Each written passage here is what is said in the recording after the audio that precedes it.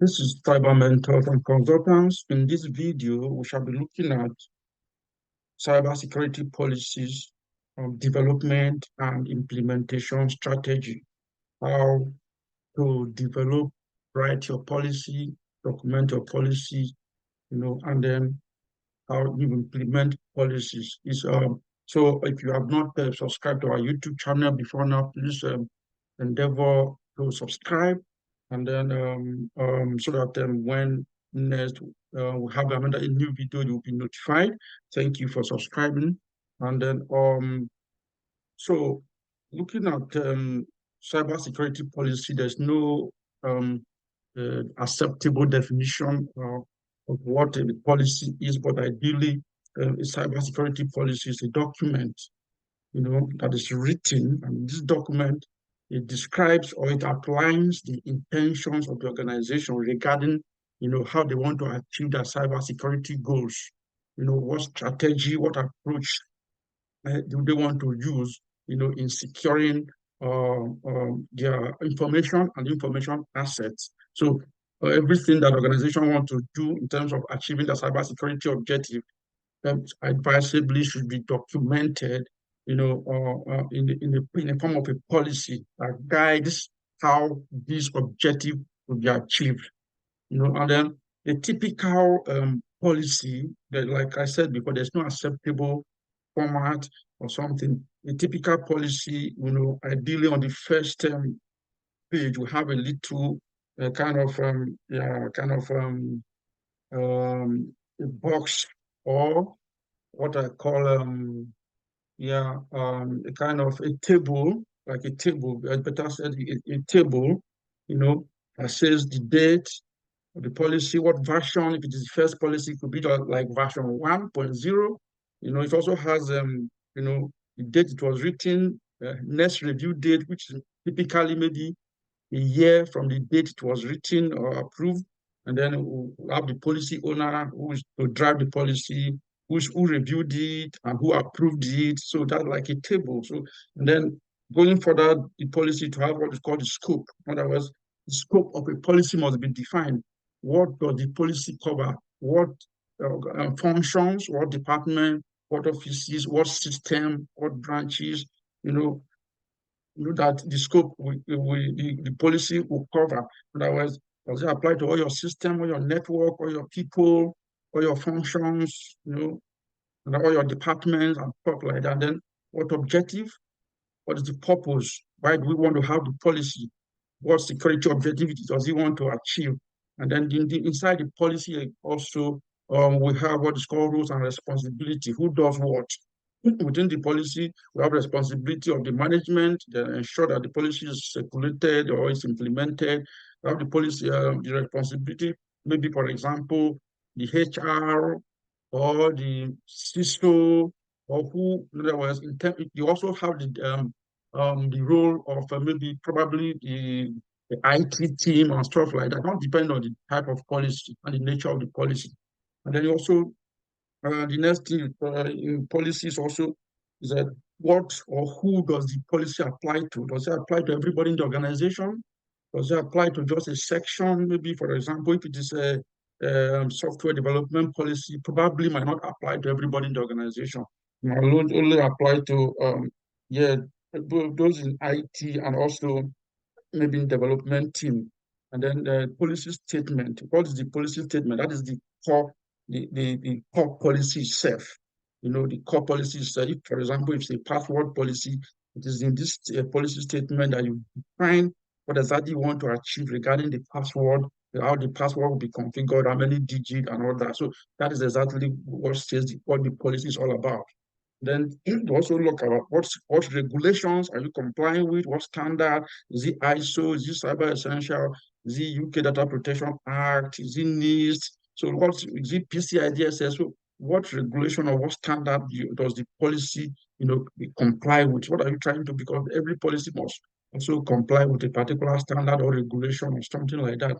And then you talk about enforcement. This policy must be, how do you want to enforce it? Any breach of the policy will attract a penalty or stuff like that. And then exemption. Are there exemptions to the policy or are there waivers? In other words, where there is a waiver, where there is a the policy has to be applied. But where there is an exception, where there is a waiver, any reason why the policy should not be applied at a particular point in time, you have to follow the exception rule. And so let's go straight to policy development. How do you develop your policy?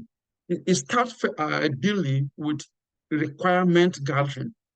You need to what is called requirement gathering, gather requirements, and in gathering your requirement, you involve key stakeholders. Who are those people that will be affected by the policy? Who are those people that will make input into the policy? Who are the people that that will help in reviewing the policy?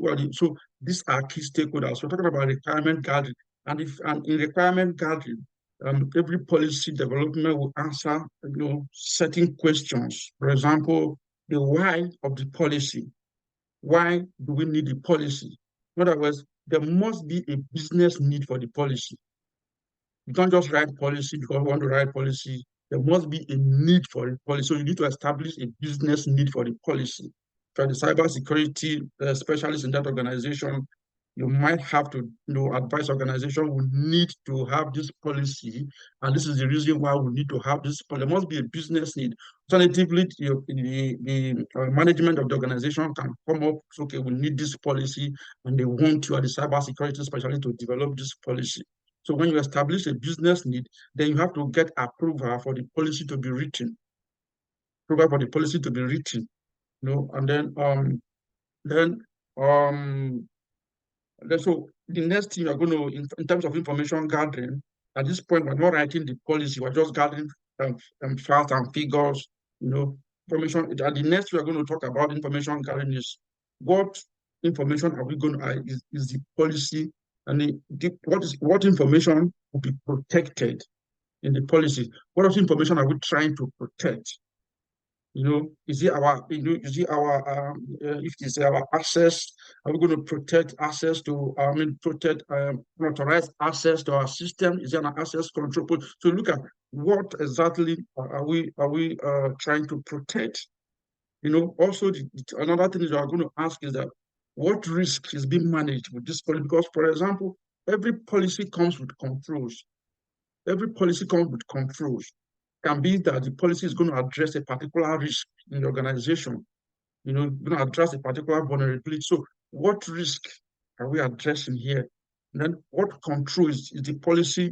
Is being deployed in this policy? For example, if it is a password policy, the controls might be that, okay, your password must be complex, a combination of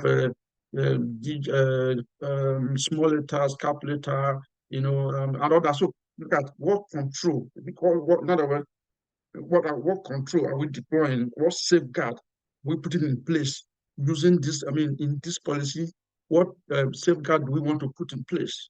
So what is it addressing? So that is the what. And then the next question that needs to be addressed is the which. Which here talks about, because ideally, in writing policies, it could be that it's a requirement, it's a legal requirement.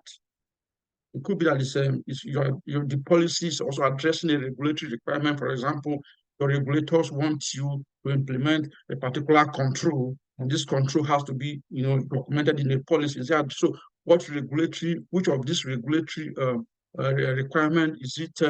Is it data protection requirement? Is it, for example, is it are we talking about, let's say, Financial Conduct Authority regulation, Ofcom for the telecom industry? So, which of the regulations are we, is the policies meant for? And then also, we also address a question was, we have any contractual requirement. For example, you have dealings with you have business with your clients and with your suppliers, and then there's actually a reason there's actually a reason for you to have a policy in place, to fulfill a contractual requirement, a contractual obligation you have to your client, and also a contractual relationship between you and your supplier that demand for you to have that control or that policy in place. And also your standard, because ideally, majority of our requirement come from our standard? Is it ISO 27001? So is it policy? Is the policy addressing the requirement, from your standard, which is like maybe for example, ISO 27001. So these are the questions these are the facts, the questions you answer before you start writing your policy. And then we also kind of define the scope of the policy. What department, what systems, what functions of the organization, what operation of the organization, what division of the organization, who the people, so where, in other words, so these are the some of the questions you need to put down their answers somewhere, and because everything here will come together to form your policy.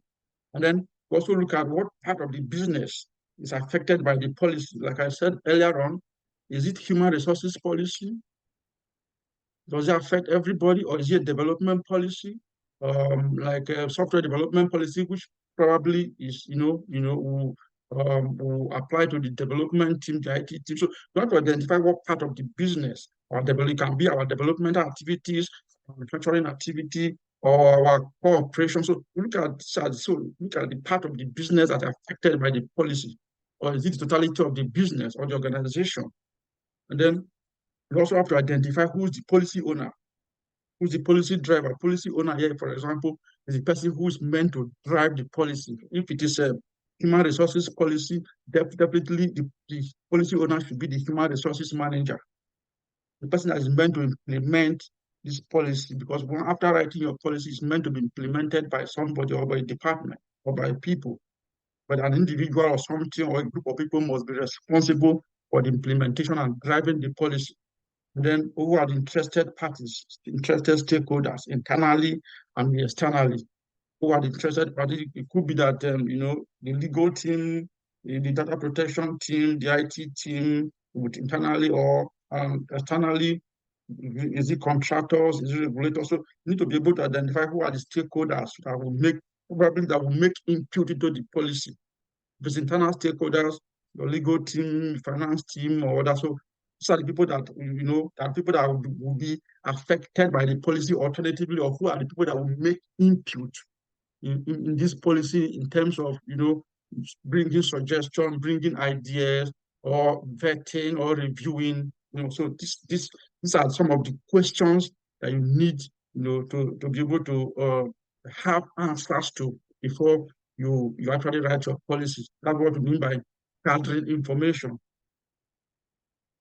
Then after gathering your information, the next thing is to come up with an initial draft of the policy, taking into consideration the requirement you have gathered so far. And then you follow maybe if you have a content for a policy like this one, you follow the content and be able to, all the information you have gathered so far, we're able to fit into most of this content. This is not the standard format anyway, like I said, it can come in any form. And so we have come up with an initial draft of the policies, in writing the initial draft of the policy. Don't forget, this harmonization of the policy requirement is very, very important. What do you mean by harmonization of the policy requirement? Permit me to go back to the previous slide. We talked about we try to answer this question, which legal authority are we trying to satisfy the requirement, which regulatory authority, which contractual requirement, and or which standard, or which culture organization intention are we trying to satisfy with in developing this policy. So what I mean by harmonization, is that you need to be able to, what they say, one size fit all policy, one size fit all policy, because your policy may not just be addressing the requirement of your standard alone. For example, you have ISO 27001 that says the policy must be put in place you have a password complexity in place. If, for example, I'm just looking at example. For example, ISO talks about having a policy. Let me take, for instance, a password policy. Let's just use that as an example, a password policy. Now, ISO, you have your standards. Don't forget that I keep talking about ISO. Some companies do comply to different standards. They have ISO 27001, ISO 9001. They comply with PCI DSS. They comply with Cyber Essentials. And they also adopting NIST. So, and then, yeah, and then they have their contractual obligation to satisfy. And they also have regulators. For example, the Financial Conduct Authority for the finance industry, they have regulators. Your regulator is interested, also has interest in that particular policy. Remember, we're talking about harmonization here. And then probably the law of the land, the legal requirement, they have also a requirement for you to satisfy regarding that password policy. Remember, we're using password policy as a case study now. Now, let me assume that the legal, the law of the land or whatever legal requirement, have a minimum password requirement that you must comply with. And then your regulators have a minimum password requirement you must comply with. Your contractual relationship with your customer, before your customers are going to do business with you, they expect that you have a minimum password requirement. And then the standards, not just one standard, you are complying with many standards. And each of those standards, like ISO, has its own password requirement. The Cyber Essential has its own password requirement. PCI DSS has its own password requirement. So how do you now, are you going to now write a password policy for each of these ones? No, you're going to have one password policy that will fulfill all these requirements. So in other words, you are in a fix. For example, let me assume that ISO 27001 is not prescriptive. For example, it tell you have a complex password. It doesn't tell you the password length. Now, I understand that recently, the PCI DSS version 4 talks about length of password, probably 12 characters. Now, you have ISO that does not talk about, that does not give you the length of character. Probably Cyber Essential talks about minimum 8 characters. And then you have a regulator that talks about 10 characters password.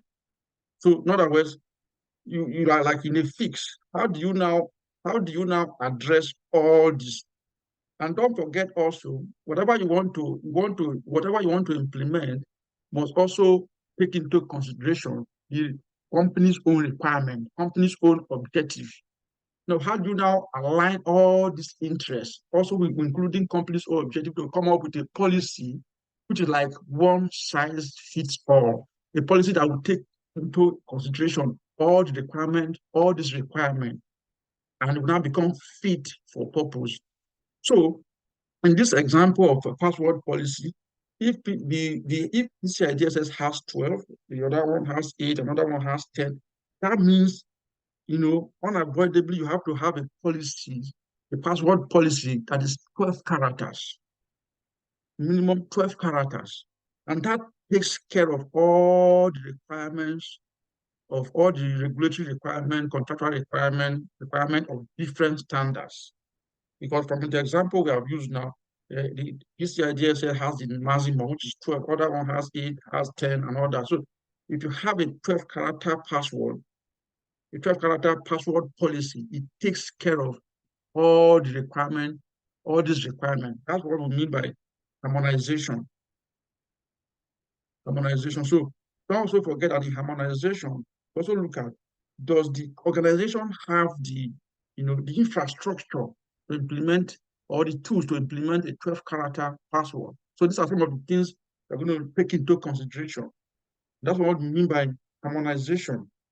So when you have that initial draft, you you come up with having taken into consideration all requirements, and you come up with for every policy there must be a procedure, a workflow. Because you don't have a, if you have a policy, you should follow it up with a workflow. In other words, you are you are going to look at, for example, if it is a human resources policy, you know, if it's joiners policy, joiners mover and lever policy, having documented your policy, you need to come up with a procedure. How do we hire? First thing we're going to do is to the business unit, we will come up with a requirement for a need for a staff. We communicate with HR, we raise a ticket, then we advertise, we interview, we decide, and then we go with we do background check, we resume, we give procedure for giving access. So that so you come up with like a workflow procedure on how you want to implement policy, which department, which individual does what are the stages. So that's what we mean by a procedure, a workflow of how the policy will be implemented. And then also, after you have done, written your initial draft, and then the stakeholders, key stakeholders, need to, come up to review the policy. It can be in a meeting, it can be that you have it on SharePoint where people can just go there, make comments, make adjustments, make corrections on the policies. So you have to kind of put it in a SharePoint document. Alternatively, you can have a meeting, call a meeting of all the stakeholders, people that are concerned, need to put into, including senior management and the IT team. For example, if it's HR policy, the HR team must be involved, the legal team, data protection team, representative of all these are the key stakeholders. They will come and look at the policy, you present the policy to them, they review it, they ask questions, and then or you put it in a, or if you, or alternatively, you can have it in a SharePoint where people go there and make comment and then all the necessary correction. And at the end of the day, all of you will come to agree on what you can implement, taking into consideration all the requirement, legal requirement, regulatory requirement, and all the requirement of the organization. So all of you will come to an agreement what is applicable to you or what you can implement. And then after you have agreed, the next thing you're going to do is to come up with a final draft of the policies. And when you come up with a final draft, that means all the corrections, all the agreement and disagreement and all that have been taken care of. Both of you have now agreed on what our policies should look like, what should be included and what should not be included. And then the next thing is to come up with a final draft, and then top management will approve. Approval here does not necessarily mean that somebody has here. It ideally need to be signed by top management. Need to be signed, signed by the executive director, whatever. Then it signs it off. It must be signed. Very important. Management has to sign your policy before it can ever be implemented. You don't implement policy that is not approved, that is not signed. And then the next thing after you have the approval, the next thing for you to now publish this policy. Publish policy, this one is that how do you publish policy? You're going to communicate this policy. In other words, it has been approved. It now goes live. People have different way of publishing policy. Some of them have a repository. You need to have a repository where you save all your policies. It can be on the conference page. It can be on any form of intranet. It can be on. Most people also have it on SharePoint. You have a folder for all policy, all cybersecurity policy on SharePoint, and then so that's part of the publishing. You save it there and you communicate policy to various stakeholders. So people, if it's a policy that apply to the whole organization, for example, you have the password policy or acceptable use policy. There are some policies that apply to every part of the organization. There are some policies that don't apply to every part of the organization, apply to only a section of the organization who are meant to drive and implement the policy. If we're talking about a software development policy, it doesn't apply to everybody, it only apply to a section or a software development team, the IT team, But if you're talking about a password policy or acceptable use policy, clean desk policy, this applies to everybody in the organization. So it must be communicated to everybody via your intranet. So that's what I mean by publishing. Then can be by, I don't know, whatever means, whatever intranet, whatever means. Organizations have different means of communication. So there's no legally acceptable or whatever.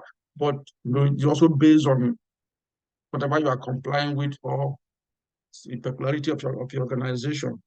And then so now implementation, having published, written this policy, have been approved, or how do you implement? Now we talked about communication here. We all know what effective communication means. You cannot communicate, you cannot say you have done communicated effectively when the other person at the other end can't even hear you or does not understand what you are saying. So for you to say you have effectively communicated policy, the policy should be known. Policy should be known to those who need to know that there is a policy, because find out that organization, they write policies and hide it somewhere. I've seen situations where even, for example, the procurement team, not everybody in the procurement team even knows that there's a procurement policy somewhere. So how can you apply what you don't know exists? You don't write policy and just hide it and just drop it somewhere and assume that you have a policy. No, it should be known. Everybody should be condemned, not just known. Policy should not just be known. You know, it should be, have to develop a means of getting people to read this policy. Yeah, whatever means you want to adopt is left to you. But people, you have to ensure that people not just know that there's a policy, they read the policy and they understand this policy. Okay, for example, it could also be by a way of training people. So you can organize a training. If, for example, you are writing a cybersecurity policy, you know, for your in a human resources department, because having policy written, read, understood, and understood rather. Well, another way to achieve this, before I go to the training aspect, another way to achieve this is, if you want people to read this policy, make it a compulsory read, just like it can be part of your compulsory training. Or normally, organizations have annual training, annual compulsory training. In training, we have videos, we have documents that you need to read, and they are made compulsory. You can make that policy a compulsory read. And then how do you ensure that they understand it? And ensure that they understand it when you can set a quiz at the end of the reading. At the end of the after reading, you set about 5 to 10 questions, simple questions that cover all the aspect of the policy, and then people must pass minimum 80% or minimum 90%. It must pass. So that is a way of getting people to read and understand the policy. That's a strategy. You can adopt your own strategy. Then also don't forget that you know writing policy is different from. I mean, if you want people to really implement policy, they need to be trained. Because, for example, people are used to doing things in a particular way. Implementing policy means that certain things have to change. So you don't expect people to just start implementing what they don't understand. So if they read and understand it, fine. So they need to be trained now on how they implement what has changed. New ways of working, new ways of hiring. So we used to hire this way. We're no longer going to hire this way, or we hire before without hire people just come in without background check to satisfy the requirement for our standard. Now we're going to be doing little background check. So so you need to train people on, especially if it's HR. You need to, as the expert, cybersecurity expert, HR knows what they are doing, but they need to do it differently to comply with your the standard you are complying with. It's ISO 27001. They need to do it their own way, in conjunction with the ISO way, or their own way in conjunction with the regulators way. So new ways of working. There will be a change in procedure. There will be new documentation. For example, if they don't used to have a checklist, or a leavers procedure, a checklist. You need to come up with a checklist. So these are some of the new documentation they need to implement. So you need to train them on how, to implement, to do things differently. There could be resistances, yeah, there could be mistake here, error, and all that. Yeah. So what do you now do after that? Implementation starts. The next thing is going to be like monitoring the implementation. How are they doing things differently? How are they are things changed? How are they complying? So you do what you call compliance testing. For example, if people used to get hired and without necessary approval before they are given access, or they need to do induction before they are given access, and they were not doing it before, now they need to do it. You need to be sure. You need to have evidence that yes, they now do induction before they are hired, or you need to have evidence that okay, we used to when people leave, we used to remove their access anytime we like. But now our new policy, joiners mover leaver policy, says that access must be removed within 24 hours. You need to test that. Where are the people that have left in the next couple of days or months? When was the access removed? You have to check, was it removed within 24 hours? If it is, that means the policy is being compliant. If not, then that means there's non-conformity to the policy. You need to like work together with people, to ensure that the policy is being complied with. I'm not auditing of the policy is just a simple thing. This is what we want to achieve. This is what the policies say. For example, you have a backup policy that says do backup every day, and you want to test, is it being done? Where's the backup log? Is it being done? Now, it was done today, fine. It was not done the next day, it was done the following day. That means there's partial compliance. You need to take corrective action, to ensure that it is being done every day. So, and then the last thing we'll be looking at is updating and reviewing of your policy. Ideally, it's a best practice to review your policies minimum annually. Annually, like in our first one looking at the content, we talked about the date the policy was written. We have in that table, we have the next review date, which is like 1 year, exactly 1 year to that. So policy reviews minimum annually. So what do you do in policy review?